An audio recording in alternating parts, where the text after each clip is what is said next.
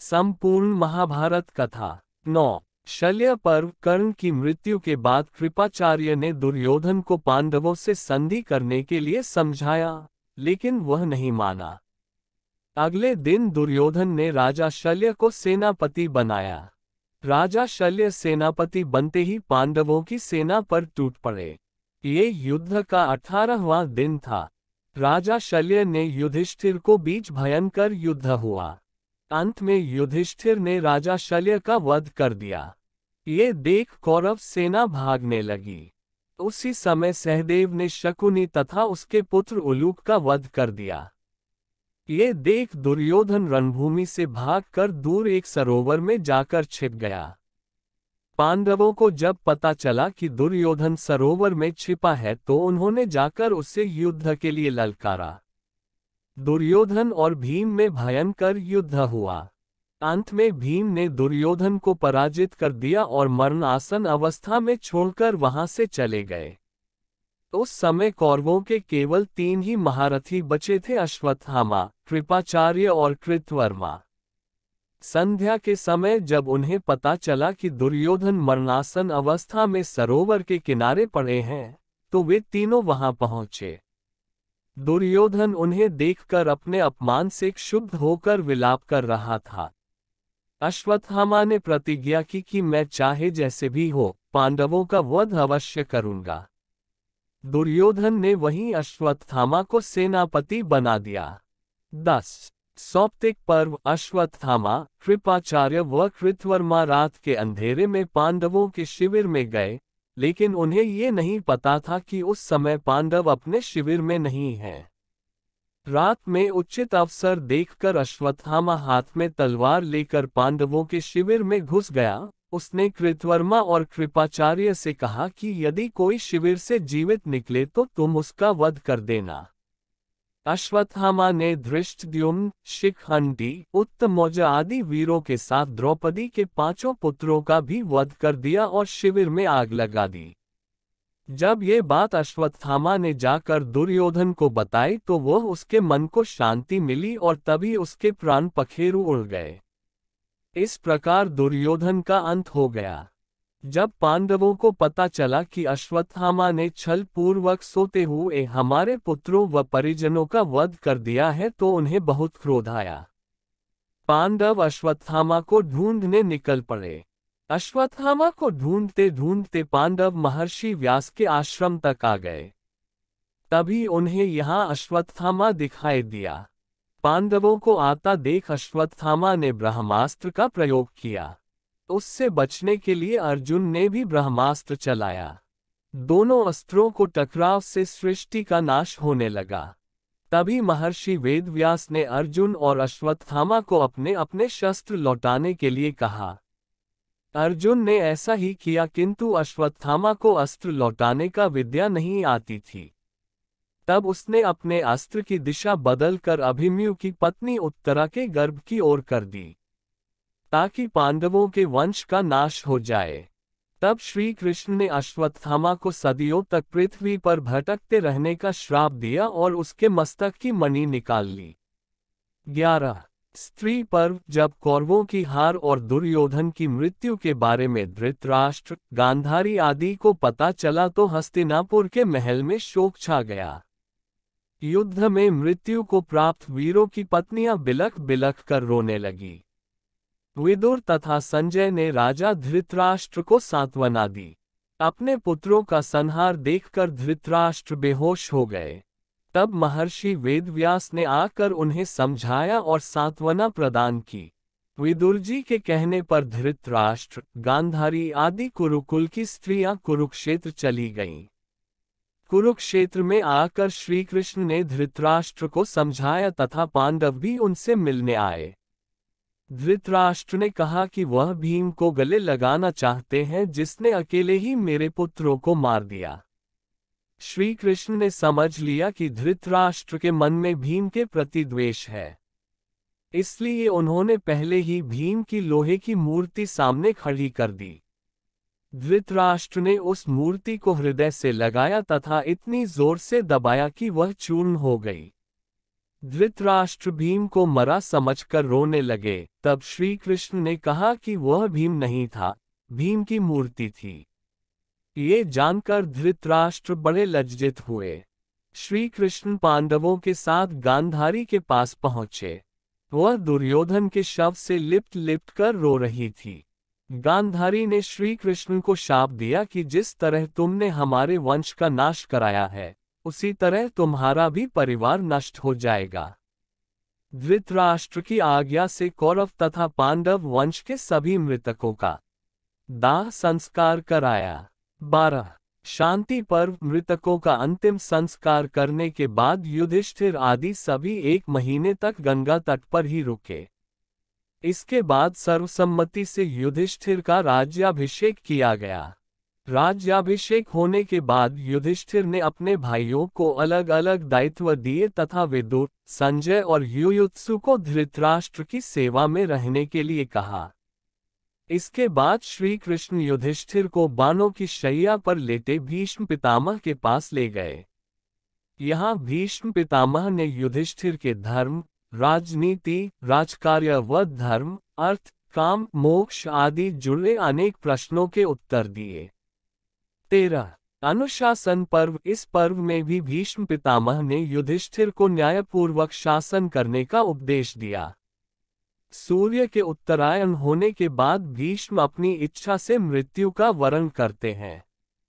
पांडव पूरे विधि विधान से भीष्म पितामह का अंतिम संस्कार करते हैं, पुनः हस्तिनापुर लौट आते हैं। 14 अश्वमेधिक पर्व। पितामह भीष्म की मृत्यु से युधिष्ठिर जब बहुत व्याकुल हो गए, तब महर्षि वेदव्यास युधिष्ठिर को अश्वमेध यज्ञ करने की सलाह देते हैं। तब युधिष्ठिर कहते हैं कि इस समय यज्ञ के लिए मेरे पास पर्याप्त धन नहीं है। तब महर्षि वेदव्यास ने बताया कि सत्ययुग में राजा मरुत थे। उनका धन आज भी हिमालय पर रखा है, यदि तुम वह धन ले आओ तो अश्वमेध यज्ञ कर सकते हो। युधिष्ठिर ऐसा ही करने का निर्णय करते हैं। शुभ मुहूर्त देखकर युधिष्ठिर अपने भाइयों व सेना के साथ राजा मरुत का धन लेने हिमालय जाते हैं। जब पांडव धन ला रहे होते हैं, उसी समय अभिमन्यु की पत्नी उत्तरा एक मृत शिशु को जन्म देती है। जब ये बात श्री कृष्ण को पता चलती है तो वह उस मृत शिशु को जीवित कर देते हैं। श्री कृष्ण उस बालक का नाम परीक्षित रखते हैं। जब पांडव धन लेकर लौटते हैं और उन्हें परीक्षित के जन्म का समाचार मिलता है तो वे बहुत प्रसन्न होते हैं। इसके बाद राजा युधिष्ठिर समारोहपूर्वक अश्वमेध यज्ञ प्रारंभ करते हैं। युधिष्ठिर अर्जुन को यज्ञ के घोड़े का रक्षक नियुक्त करते हैं। अंत में बिना किसी रुकावट के राजा युधिष्ठिर का अश्वमेध यज्ञ पूर्ण होता है। 15 आश्रमवासिक पर्व। लगभग 15 वर्षों तक युधिष्ठिर के साथ रहने के बाद धृतराष्ट्र के मन में वैराग्य की उत्पत्ति होती है। तब धृतराष्ट्र के साथ गांधारी, कुंती, विदुर व संजय भी वन में तप करने चले जाते हैं। वन में रहते हुए धृतराष्ट्र, गांधारी व कुंती घोर तप करते हैं और विदुर तथा संजय इनकी सेवा करते थे। बहुत समय बीतने पर राजा युधिष्ठिर सपरिवार धृतराष्ट्र, गांधारी व अपनी माता कुंती से मिलने आते हैं। उसी समय वहां महर्षि वेदव्यास भी आते हैं। महर्षि वेदव्यास अपने तपोबल से एक रात के लिए युद्ध में मारे गए सभी वीरों को जीवित करते हैं।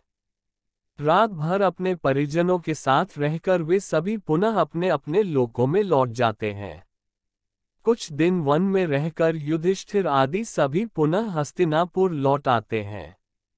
इस घटना के करीब 2 वर्ष बाद नारद मुनि युधिष्ठिर के पास आते हैं और बताते हैं कि धृतराष्ट्र, गांधारी व कुंती की मृत्यु जंगल में लगी आग के कारण हो गई है। ये सुनकर पांडवों को बहुत दुख होता है और वे धृतराष्ट्र, गांधारी व कुंती की आत्मशांति के लिए तर्पण आदि करते हैं। 16 मौसल पर्व। एक दिन महर्षि विश्वामित्र, कव आदि ऋषि द्वारिका आते हैं।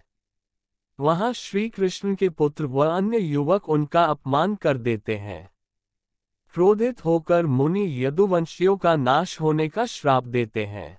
एक दिन जब सभी यदुवंशी प्रभास क्षेत्र में एकत्रित होते हैं, तब वहां वे आपस में ही लड़कर मर जाते हैं। बलराम भी योगबल से अपना शरीर त्याग देते हैं। तब श्री कृष्ण वन में एक पेड़ के नीचे बैठे होते हैं, तब एक शिकारी उनके पैर पर बाण चला देता है, जिससे श्री कृष्ण भी शरीर त्याग कर स्वधाम चले जाते हैं। जब ये बात अर्जुन को पता चलती है तो वह द्वारिका आते हैं और यदुवंशियों के परिवार को अपने साथ हस्तिनापुर ले जाते हैं। मार्ग में उन पर लुटेरे हमला कर देते हैं और बहुत सा धन व स्त्रियों को अपने साथ ले जाते हैं। ये देखकर अर्जुन बहुत लज्जित होते हैं। जब अर्जुन ये बात जाकर महर्षि वेदव्यास को बताते हैं तो वे पांडवों को परलोक यात्रा पर जाने के लिए कहते हैं। 17 महाप्रस्थानिक पर्व। श्री कृष्ण की मृत्यु के बाद पांडव भी अत्यंत उदासीन रहने लगे तथा उनके मन में वैराग्य उत्पन्न हो गया।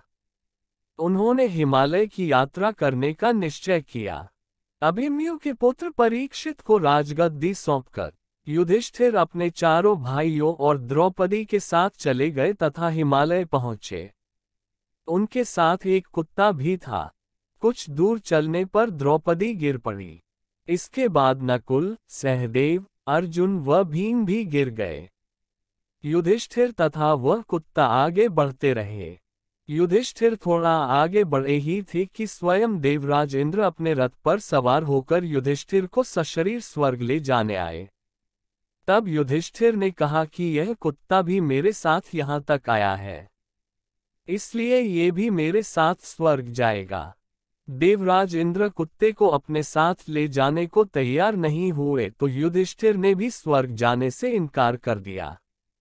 युधिष्ठिर को अपने धर्म में स्थित देख वह यमराज अपने वास्तविक स्वरूप में आ गए। कुत्ते के रूप में यमराज ही युधिष्ठिर के साथ थे। इस प्रकार देवराज इंद्र युधिष्ठिर को सशरीर स्वर्ग ले गए। 18 स्वर्गारोहण पर्व। देवराज इंद्र युधिष्ठिर को स्वर्ग ले गए। तब वहां उन्हें दुर्योधन तो दिखाई दिया, लेकिन अपने भाई नजर नहीं आए।